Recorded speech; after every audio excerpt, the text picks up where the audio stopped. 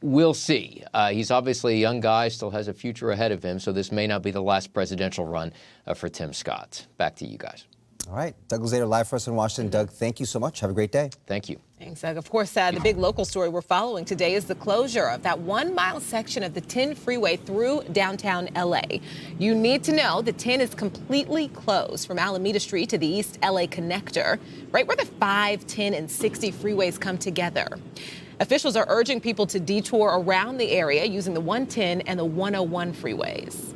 All right, let's get to Samana Khan. Look at the forecast. You have traffic today, which is important, but also the weather. We have some changes afoot. Yeah, we'll touch more on the 10 freeway momentarily. In the meantime, good daily weather is sponsored by Lava Propane, and at least weather-wise, a lot better than traffic-wise today. Weather conditions, we're going to bring the daytime highs down a little bit, courtesy of the onshore flow. It was quite a warm weekend, if you remember, very summer-like conditions. Now we're falling back to closer to fall normals, if you will, but dramatic changes today and tomorrow, transitional days, but Wednesday through at least Saturday, we're talking about rain coming into the forecast. After everything's said and done, we're talking about picking up a range of just about an inch, maybe even 3 inches are possible. Some lingering shower activity potentially into Sunday, and this is fairly a warm storm system. It's going to tap into subtropics, so relatively speaking, we're looking at temperatures not as cold as they typically would be. Snow levels are very high, again,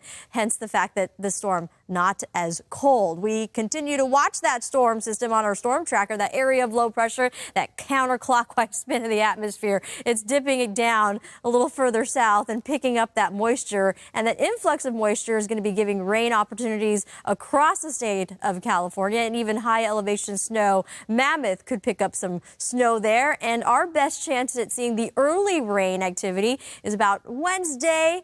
The bulk of the system could move in Friday and a Saturday, more organized system as that deep trough with disturbances moving through. There's enough instability that there is an off chance that thunderstorms could also be picked up. Again, that time frame, Wednesday through Saturday, lingering activity into Sunday. So to prepare today and tomorrow if you can. Temperatures, again, very nice this afternoon. Maybe a little breezy at times, especially for our coastal areas and our interior valleys. Numbers dip down into the 60s. Mountain areas, as I mentioned, about 59 degrees before high elevation snow, mostly precipitation in the form of rain. High deserts about 69 degrees, and temperatures over the lower deserts in the 80s today if you're heading there, and numbers come down with also rain opportunities for the Palm Springs stretch.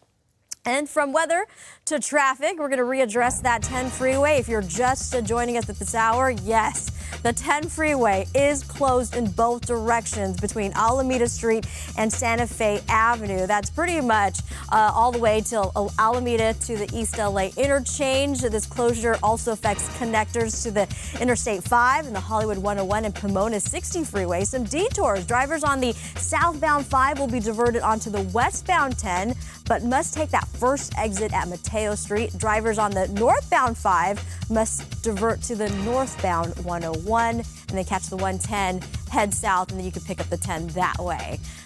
Just a heads up, Mario Ramirez will have much more on alternative routes, and Gigi will have more details again on what took place there this past weekend.